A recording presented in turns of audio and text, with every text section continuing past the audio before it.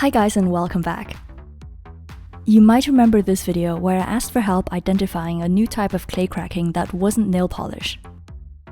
Many people correctly guessed that it was plaster, however there are almost no English tutorials on this method. I went ahead using trial and error and was pleased to find the perfect technique for getting some really satisfying results. These are going to be featured on my TikTok account as well, so be sure to follow Macaroon if you haven't done so yet.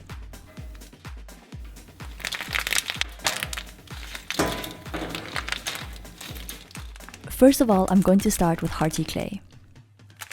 Plaster cracking works best with larger pieces, so you want to aim for something that just about fits into the palm of your hand. I've always wanted to make a DIY with Surprise Pikachu, and this one was perfect. The shape is easily recognizable, and the meme even works as well because he looks kind of surprised before getting squished to pieces. After sculpting your clay, place it between two wet wipes to keep it soft while you work on the other designs. This next one was inspired by a clip I saw on Kwai. The plaster shell was plain white, which cracked apart to reveal beautiful rainbow clay underneath. Once you have all the colors, roll each piece of clay into strips and then press them together. Then gently twist them a bit so the clay starts to marble, but be sure not to overdo it so it doesn't change color.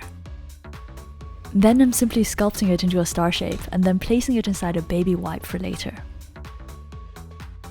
Lastly, I'm going to use up some scrap clay and make a simple heart shape. The fun of clay cracking is that you can get really creative with the colors used inside and outside your piece. In this case, I'm going to leave the inside white, but I'm going to add lots of color and decoration to the outer shell. And now for the plaster part. This is also known as gypsum plaster or plaster of Paris, and you can get it from most craft stores.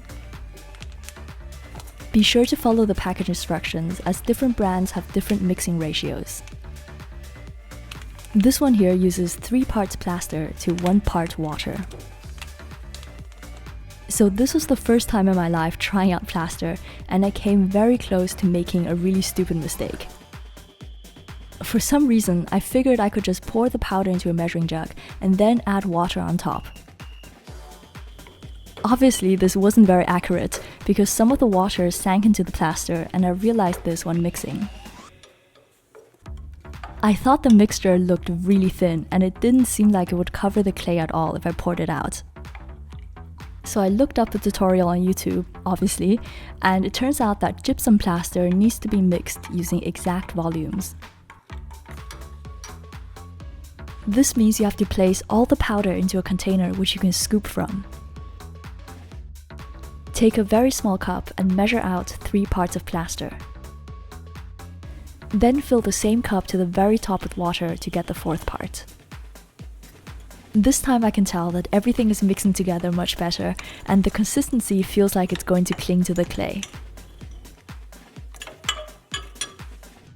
The next part is a bit messy, so place your clay on a surface that you don't mind getting dirty.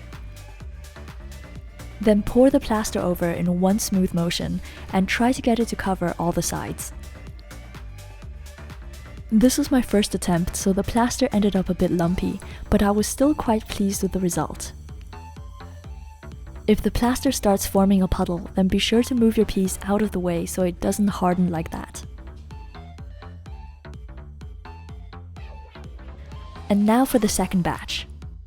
Once mixed with water, the plaster will only stay liquid for about 10 minutes. So you have to work fairly quickly, especially if you want to add color as well. I'm using yellow food coloring to turn this into a nice Pikachu shade. The pouring part reminds me a lot of those clips where you see people glazing mirror cakes. This method is used a lot in baking to cover things with chocolate or frosting, so I think it's pretty satisfying to see it in a DIY. I also discovered that shaking your piece slightly helps to create a really nice smooth surface. I used a thin plastic chopping board here, though you can also place your clay onto a plastic folder or an old magazine. For the final piece, I'm going to make a batch of pink plaster. A big advantage of using plaster over nail polish is that it's much cheaper and it sets a lot faster. The plaster hardens in 30 to 40 minutes, so you can actually crack your pieces right away instead of waiting several days. I had to work quickly for this one because I wanted to add color and sprinkles while the plaster was still wet. This time, I poured over a thin layer and immediately shook the board to spread it out evenly.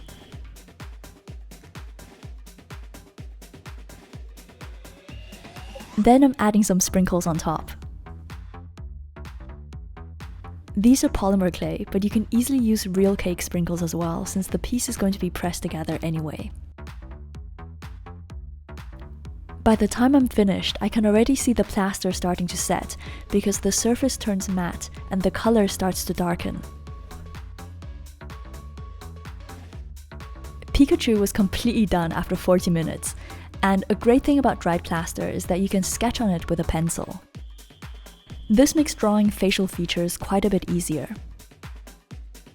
So one thing I noticed about the surprised Pikachu meme is that the original image is very low quality, which causes the eyes and cheeks to look almost square-shaped. I'm carefully trying to imitate this pixelated effect when painting because it adds to the funny expression.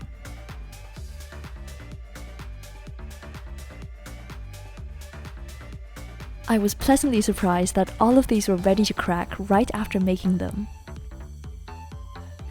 I would actually advise cracking your pieces as soon as you can tap the plaster like this, and not waiting overnight for them to harden completely. Fully dried plaster is fairly sharp, and you don't want to cut yourself by accident. So let's do this.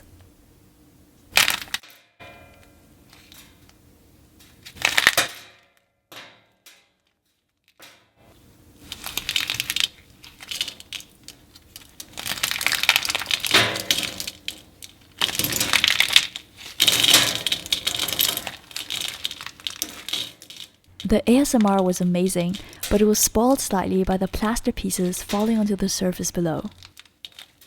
The background is actually a white metal board, so the plaster made echoing noises, which I already tried to edit out. For the next one, I decided to keep my hands as close to the table as possible so the pieces don't fall too far.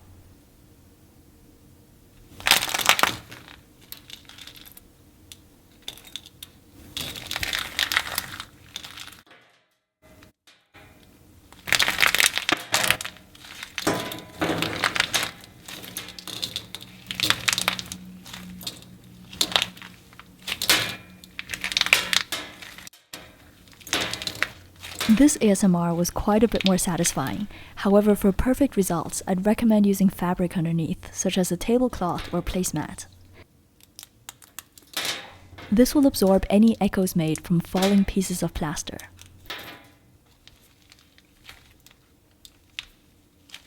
Now let's see how aesthetic this rainbow star looks.